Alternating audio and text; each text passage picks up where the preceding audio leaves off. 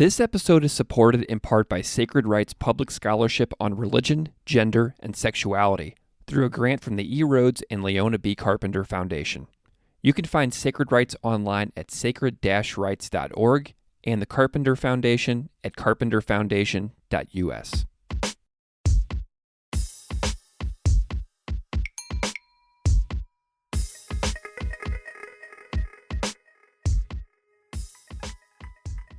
Welcome to Classical Ideas. This is Greg Soden. On this episode, I am delighted to welcome Samantha Carwyn. Samantha Carwyn is a graduate of United Theological Seminary of the Twin Cities, where she earned a Master of Divinity with a concentration in social transformation and church leadership. Her thesis, Finding Sacred Inherent Worth Despite Adultification and Misogynoir, explores the intersections of gender, race, and the societal expectations placed on Black women. She is currently in care for ordination with the Universal Fellowship of Metropolitan Community Churches. In her community, Samantha engages in transformative resistance through education, storytelling, and artivism. As a public theologian, she is committed to building bridges between the church, academia, and everyday people to cultivate meaningful conversations.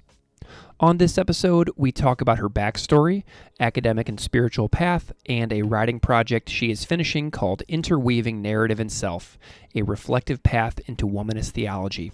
Please enjoy our conversation.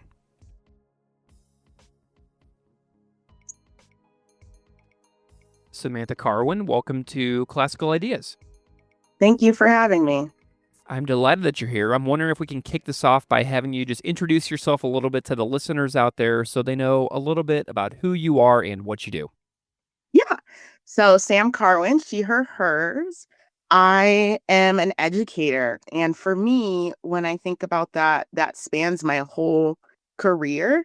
Before seminary, when I was doing more social services work, how I view myself now post-seminary really is in that public theologian title.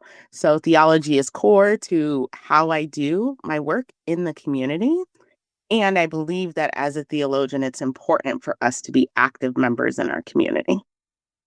Excellent. And you're in the Midwest, right? Didn't I see that you were in the Minnesota, Minneapolis, Twin Cities area?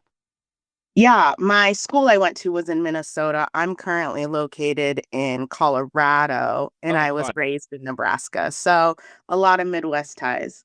Excellent. Well, I'm from Missouri originally, so I totally resonate with that as well.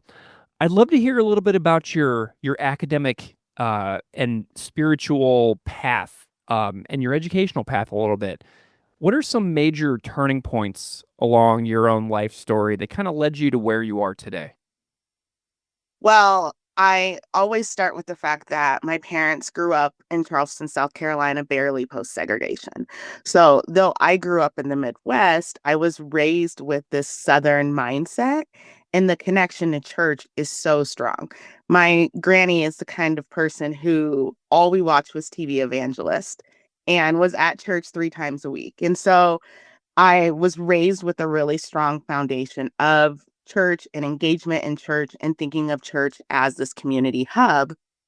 And then my parents also put me in Catholic school. So I was in Catholic school K through 12.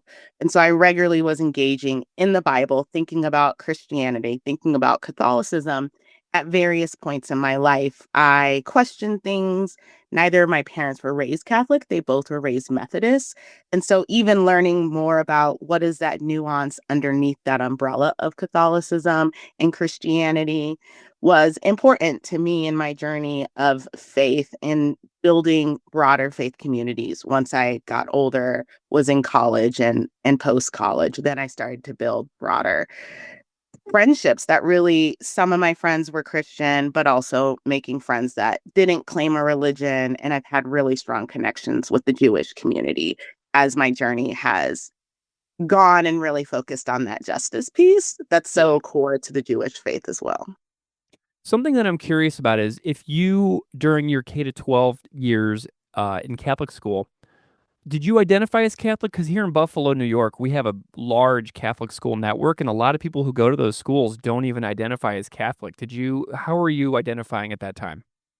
Yeah, I did. I got baptized in second grade right before First Communion. So I identified as Catholic even though I'm no longer identify as Catholic, there are core pieces of the Catholic faith that really still resonate with me that I think are important in how I think about living my faith life, even though as a whole, I would no longer say that I'm Catholic. I would say that I'm Christian.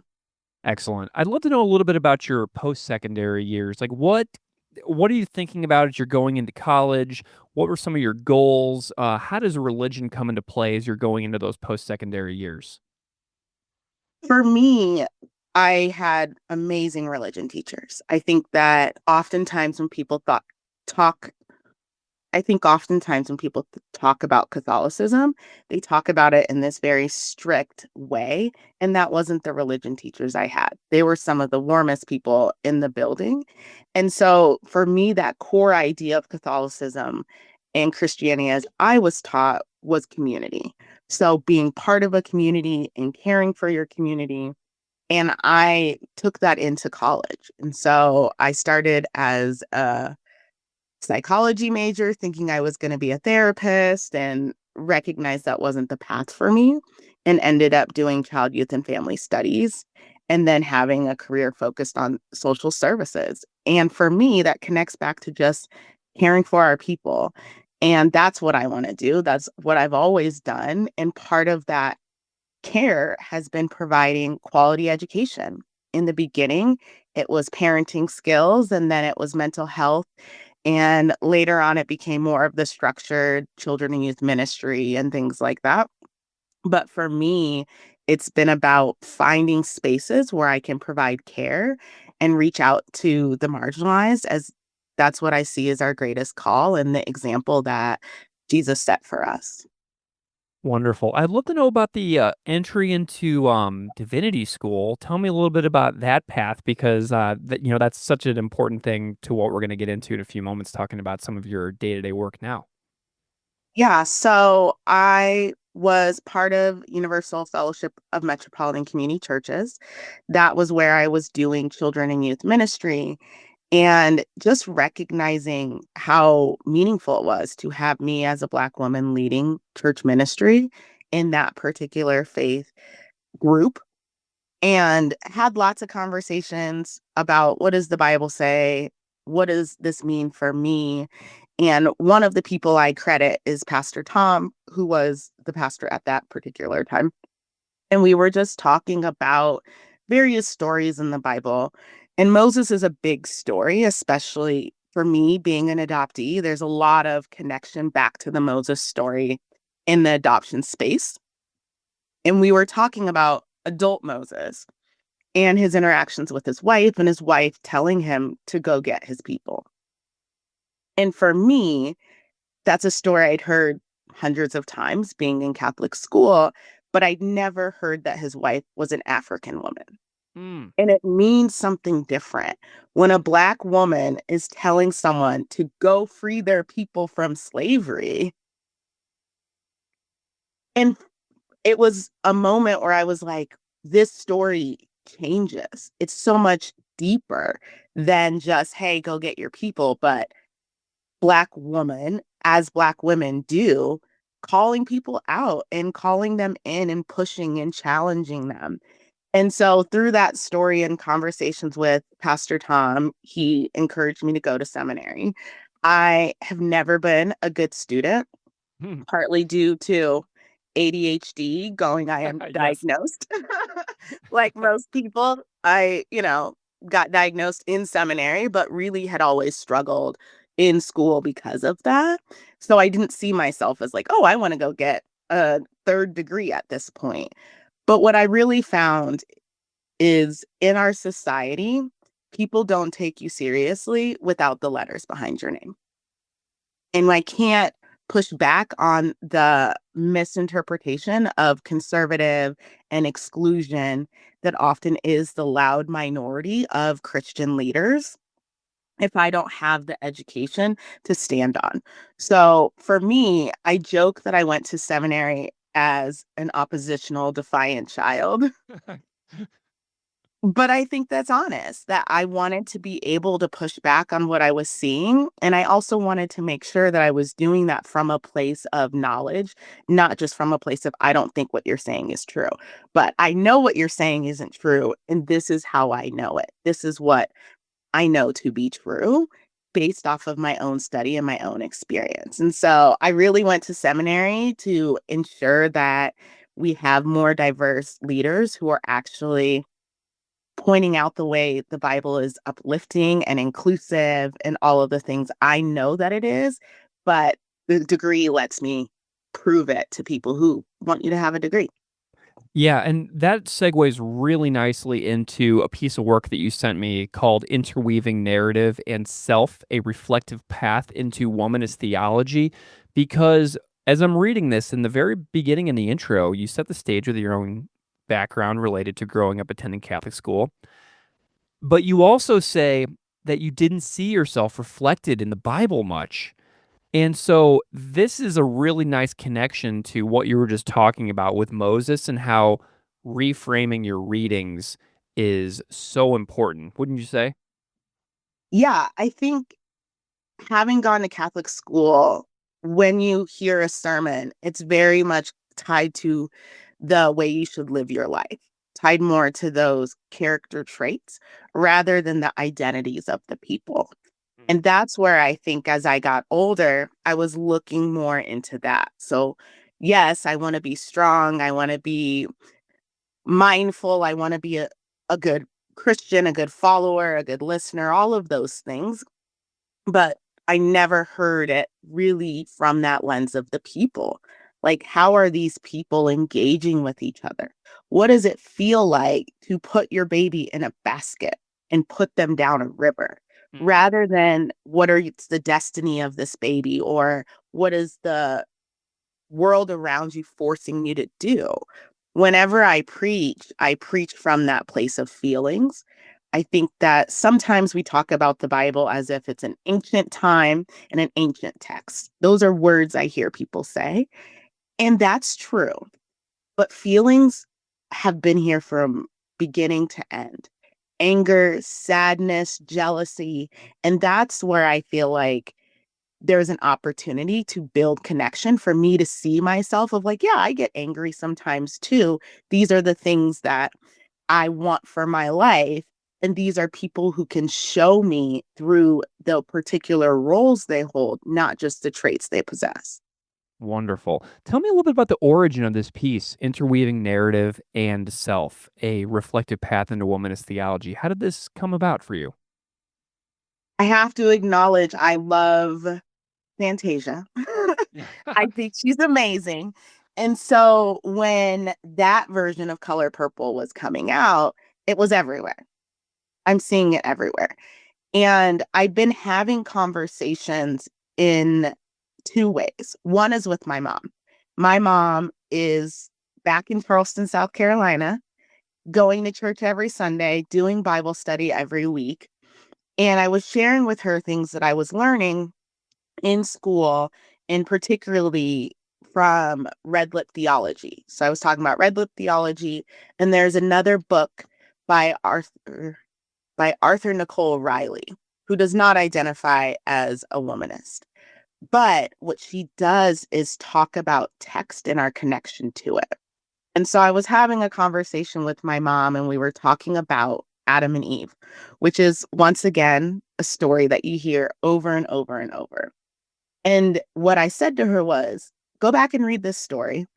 And I want you to notice what I saw, not directly, but was shown through Candace Benbow's work, that this story we've been taught is about being naked and feeling shame, and through Arthur Nicole Riley's work as well of body and self.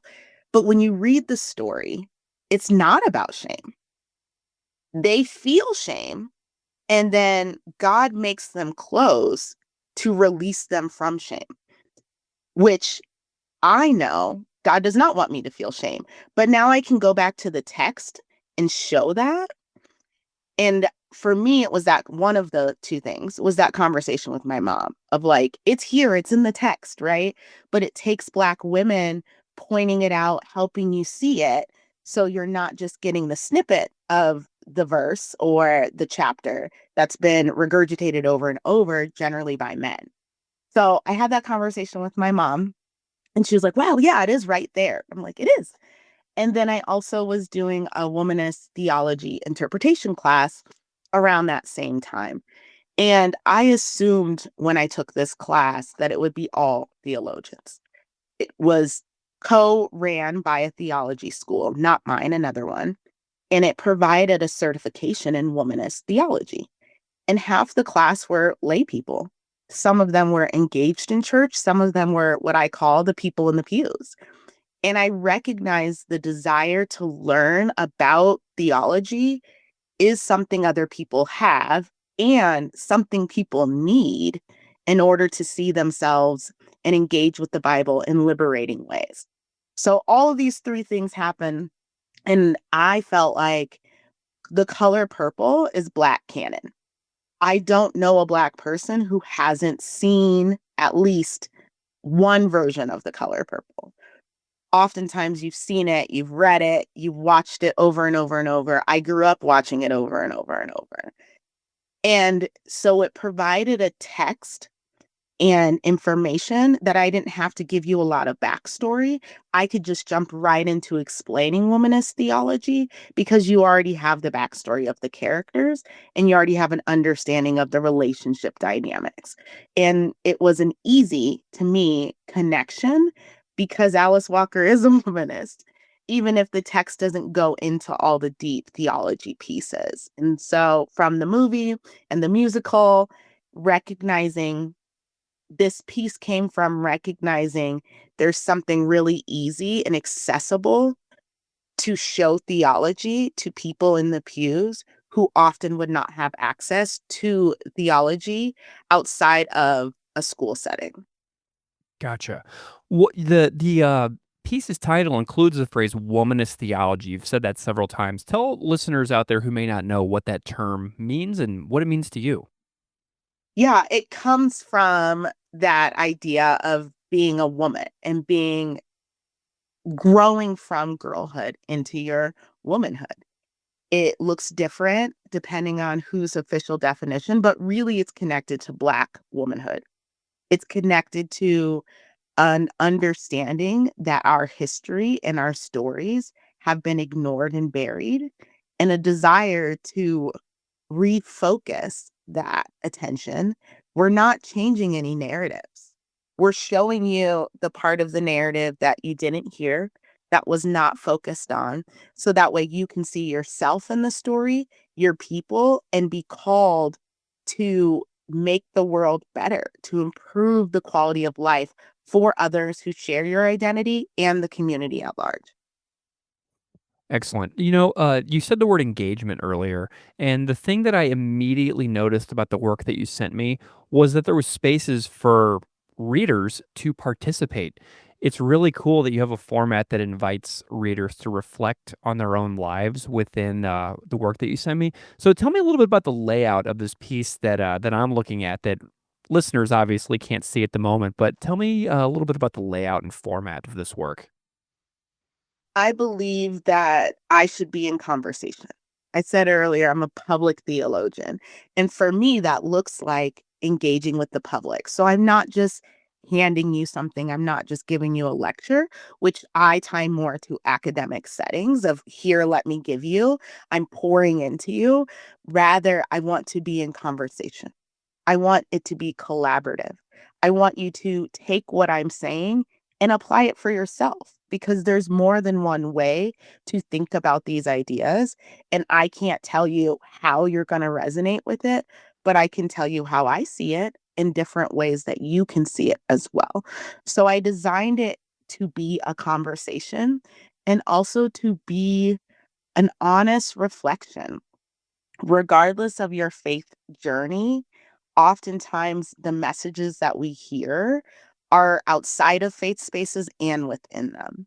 And so I wanted a chance for readers to really critique the spaces that they're in, to critique the messages that they've been given about themselves and about how they should be, and take the time to recognize who told me these messages.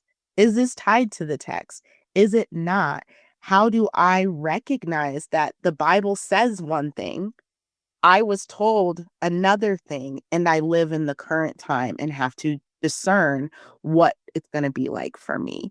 And so I wanted to invite readers to be in conversation with me and in conversation with themselves.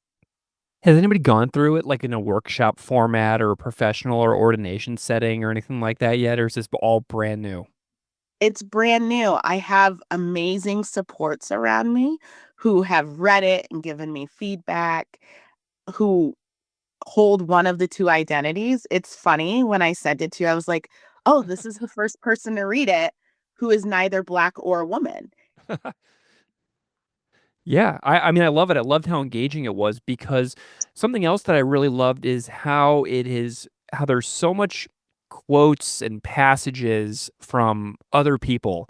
And I presume, like Alice Walker, you've mentioned her several times, Monica Coleman, Alfred North Whitehead. It seems very inspired from people that move you in your own thinking. How do you go about choosing who to include as kind of an inspirational passage or quotation to include to get readers thinking and engaging?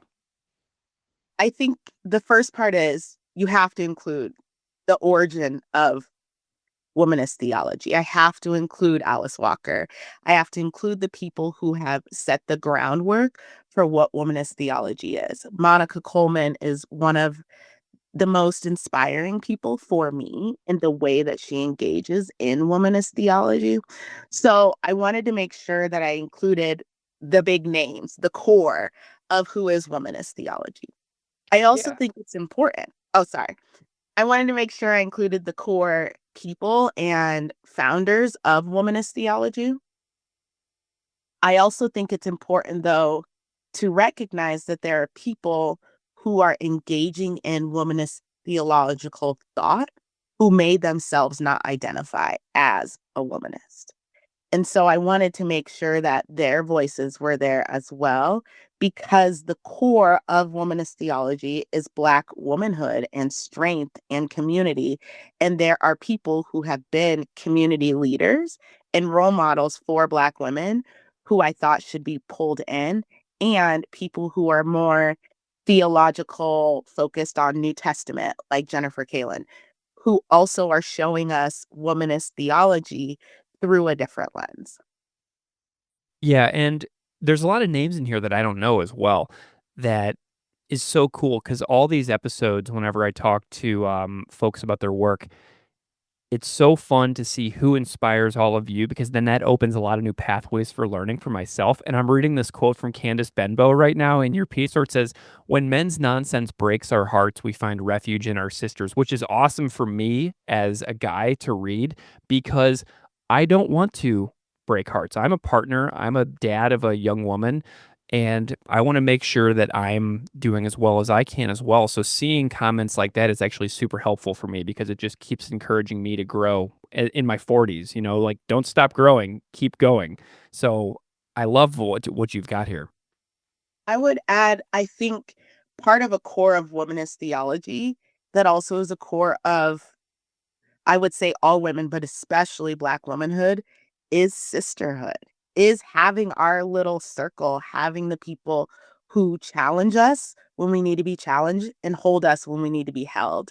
And so I wanted to make sure that I was uplifting that reality that sometimes men make harmful choices, and that's when we can lean into our support system, which often is other women who can lift us up. And I think of Candace Benbow as a womanist. I know she created Red Lip Theology, which really focuses on the way gender and God impact us. But I think what she does in her book and what she offers up to us is the realization that we grow in a space that teaches us a message, and we have to determine whether or not we're going to take all of it, some of it, or none of it. And knowing whether we choose one or another way can cause us greater liberation and joy, or cause us to continue to experience marginalization and harm. There's something I love to do on this podcast, 330 plus episodes into the life of its existence, and point out when something that's never been talked about appears on the show for the first time. And Candace Benbow has never been talked about on this podcast ever in 8 years. So I just want to point listeners out that this is the only place you can hear about Candace Benbow on this podcast. Let's move on a little bit to talk about your work with sacred rites. You recently did a training cohort. I love talking to sacred rights scholars. It's one of my favorite things to do on this podcast. Tell me a little bit about your own experience with public scholarship and why you think it matters for getting work into the public sphere. Yeah, I think for me, I start from a place of accessibility. There are amazing things that I learned and I engage with in seminary that are not accessible to people outside of seminary. So, part of doing work in the public sphere for me is to bring what I learn outside of academia. And that looks different depending on the topic and the opportunity that I have to do so. But the first part for me is just making sure that I'm making things accessible to my community, to others who need it like myself. How do you feel like the trainings have been helping you grow the most? I think it made me more intentional. So, thinking about what are the opportunities that I want to take that I don't want to take, how do I make sure that I'm being cohesive in the work that I do, even if other people don't always see that connection point. I said before, my journey has been a lot of social services. I was in the classroom, I was a teacher, I preach, I do community-based sex ed. I've done all of these different things, and I kept coming back to like, well, they all connect. Like, to me, they all connect. To me, they all connect. And I didn't have the connection word. And through the sacred rites process and being in conversation with my peers, I was able to go, all of this is about inherent worth. Everything I do is about inherent worth and how our people with special needs have inherent worth and they deserve access to education and healthy, safe relationships. That parents who have made choices that harm or cause hardship for their kids still have inherent worth. They still deserve an opportunity to parent. And so, for the first time, I was able to go through all of my careers and all of my work and put it under a header and be able to make that my thread of inherent worth. And that came from being in conversation with all of the people within sacred rites, whether that be direct conversation or reading or listening to them. Do you have any specific goals in public scholarship that you're shooting for, maybe in the next like 1 to 5 years?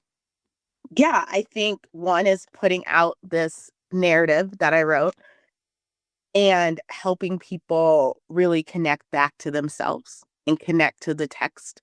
So that is the biggest one for me is making sure that the work that I've done on this narrative is put into people's hands. That for me is number one. The second piece is continuing to provide opportunities for people to recognize that messages they've heard are not the full story or not the story at all. I go back to earlier when I'm talking about Christianity and purity culture and the idea of shame, that my naked body should be shameful, is not the text. So let's go back and reread. Let's go back and think about that differently. I do reproductive justice work. The doulas in the Bible were revolutionary, but that's not something that we connect to and hear. And so being able to pull out those people who are living in times that we may not always connect to, but we can. We can connect to doing doula work. We can connect to losing a child in the story of King David. Like, she lost her child to SIDS. And so being able to help people see those connection points in the Bible to maybe their own personal experiences or the community in which we live.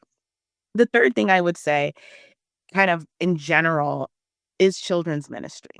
I will always be connected to children's ministry. I went to Catholic school, like I say, K through 12. I heard a lot of things. And I want to make sure that as I'm going forward, that we're setting our kids up, that they're not hearing the Bible in harmful ways or hearing the Bible as, oh, that's not relevant anymore. I don't need that in my life. It's just for these people. It's something old people need, whatever, whatever. I want to make sure that our kids get to grow up in a way that they get to engage in the Bible. They get to find joy in the Bible and they get to hear about Christianity in the liberative way that Jesus lived his life. Amazing. Great goals. And I'm very excited for any of the kids that get to work with you in the future because that is such an awesome stance. Where can people find you if they want to follow along with what you're doing now, in the past, in the future? Where are you at? Yeah, so my website is one place, Carwyn Collaboration. I just made my profile on Blue Sky so I can connect to all the people there. So those would be the two main places to connect and reach out. Fabulous. Well, Sam Carwyn, thank you so much for joining me on Classical Ideas. You're just so fun to talk to. I have loved this outside the box piece of writing. I've never talked about a piece on the podcast quite like this one, so I'm delighted and grateful to you for sharing it with me. I'm honored. So thank you so much for being here and joining me today for a great chat. Thank you for having me.